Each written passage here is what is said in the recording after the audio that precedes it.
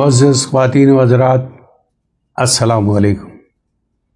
آپ کا میزبان اجمل ملک اپنے پروگرام اسلام اور انسانیت کے ساتھ حاضر خدمت ہے۔ دوستو، ہمارا آج کا موضوع ہے عورت کو خلا کا حق۔ یہ ایک بہت ہی اہم مسئلہ ہے، کیونکہ ہمارا مولوی، ہمارا مفتی عورت کو خلا کا حق نہیں دے رہا۔ وہ کہہ رہا ہے عورت خلا نہیں لے سکتی۔ اس لیے جب عورت اس مسئلے میں بہت مجبور ہو جاتی ہے، شوہر سے بہت زیادہ تنگ ہو جاتی ہے، اس کو کوئی راستہ نظر نہیں آتا، تو پھر وہ کورٹ چلی جاتی ہے۔ کورٹ میں پیسے خرچ کرتی ہے، دھکے کھاتی ہے، اور پھر وہاں سے اسے خلا کی ڈگری مل جاتی ہے۔ لیکن اس پر بھی ہمارے علماء کو اعتراض ہے کہ کورٹ کیوں یہ ڈگری دے رہا ہے۔ اور ہمارے ایک مفتی صاحب ہیں، مفتی طارق مسعود صاحب، وہ تو اس حوالے سے بہت اگریسو ہیں۔ وہ تو کورٹ کو چیلنج کر رہے ہیں کہ تم کیسے یہ ڈگری ایشو کر رہے ہو۔ تو ہماری بھی کورٹ سے استدعا ہے کہ مفتی طارق مسعود صاحب کو کورٹ میں بلائیں، ہمیں بھی بلائیں۔ ہم ایک ایک چیز کھول کر سامنے رکھیں گے کہ قرآن نے عورت کو خلا کا حق بہت واضح الفاظ میں دیا ہے۔ اللہ تعالیٰ ارشاد فرماتا ہے، اے ایمان والو، تمہارے لیے حلال نہیں کہ تم زبردستی سے عورتوں کے مالک بن بیٹھو، اور نہ ان کو اس لیے روکو کہ ان کو دیا ہوا بعض مال واپس لے سکو، مگر یہ کہ وہ کھلی فحاشی کرے اور ان سے اچھا سلوک کرو۔ اگر تم انہیں برا سمجھ رہے ہو تو ہو سکتا ہے کسی چیز کو تم برا سمجھو اور اس میں اللہ بہت سارا خیر رکھ دے۔ سورہ النساء آیت نمبر 19۔ دیکھیے، مسئلہ آج کے علماء کا نہیں ہے۔ اب تاریخ اٹھا کے دیکھ لیں، بنو امیہ، بنو عباس، سلطنت عثمانیہ، سلطنت مغلیہ، خاندان غلامان، آپ جسے بھی دیکھیں، ان سب نے حکومتوں کو اپنی وراثت سمجھا ہوا تھا، اپنی لونڈی سمجھا ہوا تھا۔ تو ایسے حالات میں عورت کو قرآن کے مطابق حق کون دیتا؟ اور اس دور کے علماء بھی وہ سب درباری تھے، تقریباً سب، جسے بھی آپ دیکھیں وہ جو بادشاہ کہتا تھا وہی فیصلہ دے دیتے تھے۔ ایک امام ابو حنیفہ تھے جنہوں نے اختلاف کیا، ان بیچاروں کو جیل میں ڈال دیا گیا، اور جیل میں ڈالنے کے بعد وہ بیچارے وہیں فوت ہو گئے۔ لیکن آپ دیکھیں وہیں امام یوسف حاضر ہیں، وہ آ جاتے ہیں، وہ کہتے ہیں بادشاہ کا میں ہوں نا، مجھے بتاؤ۔ جو بادشاہ نے چاہا امام یوسف نے کیا۔ اور اب یہ وہی تسلسل اب تک چل رہا ہے۔ اب تک حالات جو ہیں وہ ویسے ہی چل رہے ہیں، وہی بادشاہت اور وہی جو ہے اس طرح کے فتوے، وہ اس کا تسلسل ہمارے علماء کے ذہن سے نکلا نہیں ہے۔ یا میں ایک بات لیکن واضح کر دوں، بلکہ اپنے علماء کو میں وارن کر رہا ہوں، دیکھیے پہلے حالات مختلف تھے۔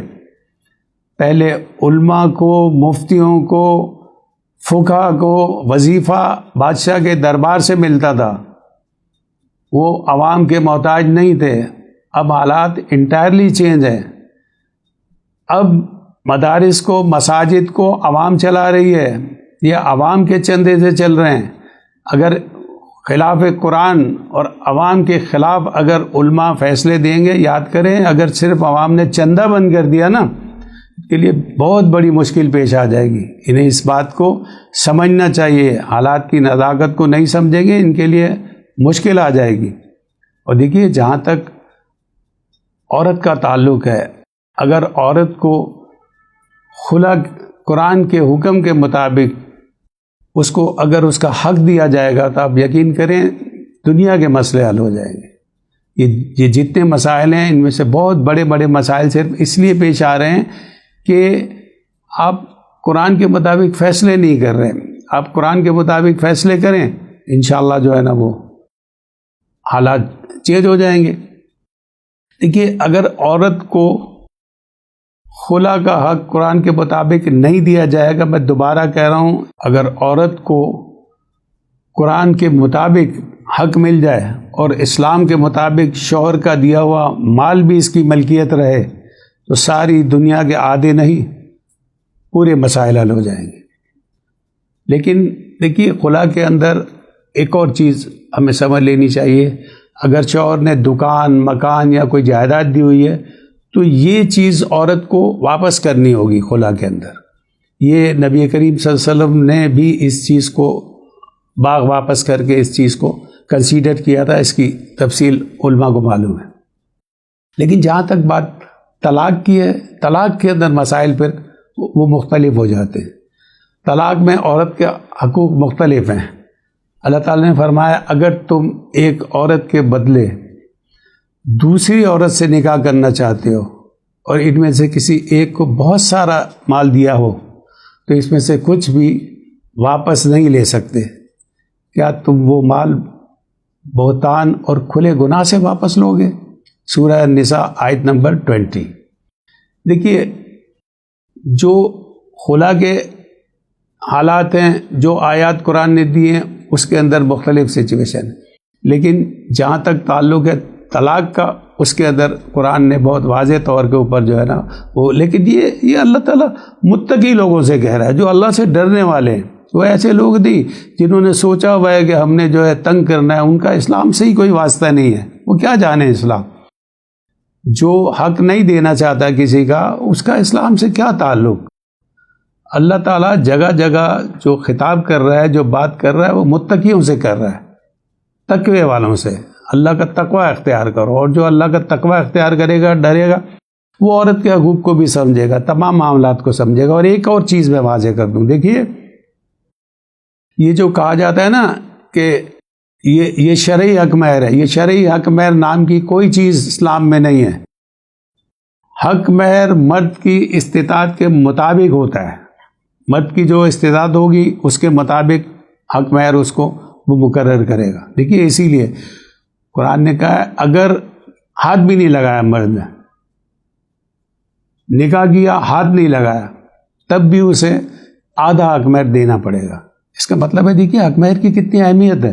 یہ دوسری بات ہے، قرآن نے اس میں کہا ہے کہ اگر وہ جو آدھا ہے اس کے اندر وہ دونوں میوچولی انڈرسٹینڈنگ سے، اگر عورت چاہے کم کر دے، مرد چاہے وہ کچھ زیادہ دے، وہ انہوں نے ان کی ثوابدید کے اوپر چھوڑا ہوا ہے۔ لیکن حق مہر بغیر ہاتھ لگائے بھی وہ اس کا حق ہے۔ یہ جو شرعی حق مہر کی یہ جو کہانیاں ہیں، یہ بالکل یہ اسلام نہیں ہے، یہ قرآن کا حکم نہیں ہے۔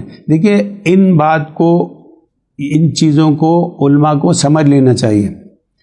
ہمارے اخبار کے چیف ایڈیٹر سید عتیق الرحمن گیلانی بنوری ٹاؤن میں جب پڑھتے تھے تو اس وقت بھی انہوں نے درس نظامی کی بہت ساری باتوں کو ریکٹیفیکیشن چاہیے۔ انہوں نے کہا یہ چیز ٹھیک نہیں ہے، اللہ نے سینہ کھولا ہوا ہے ان کا۔ تو اس وقت اساتذہ نے بھی ان سے کہا کہ آگے چل کے آپ ان مسائل کو حل کیجئے گا۔ وہ یہ باتیں اس وقت علماء کی بہتری کے لیے، اسلام کی نشاط ثانیہ کے لیے، اسلام کو جو چھپا دیے گئے ہیں احکام، ان کو عوام کے لیے سامنے لانے کے لیے علماء سے کہہ رہے ہیں کہ انہیں علماء سے دشمنی نہیں ہے۔ دیکھیے اور ایک اہم بات جو میں آخر میں کہنے جا رہا ہوں، یہ جو گیلانی صاحب نے کہا ہے وہ بڑی اہم بات انہوں نے کی ہے۔ انہوں نے کہا ہے دیکھیے اگر علماء نے حقائق کو نہ سمجھا تو آج کے دور میں جاوید گاندھی جیسے دانشور علماء بن کے اسلام کا تختہ الٹ دیں گے۔ یہ جس طرح جعلی پیر بن جاتا ہے نا مولوی، اسی طرح یہ دانشور جعلی مولوی بن کے اسلام کو اتنا نقصان پہنچائیں گے کہ علماء اس کا تصور بھی نہیں کر سکتے۔ علماء کو چاہیے ان باتوں کو سمجھیں، حقائق کو سمجھیں، اپنی آنکھیں کھولیں، قرآن کھولیں اور قرآن کے مطابق فیصلے دیں۔ اب میں اجازت چاہتا ہوں۔ السلام علیکم۔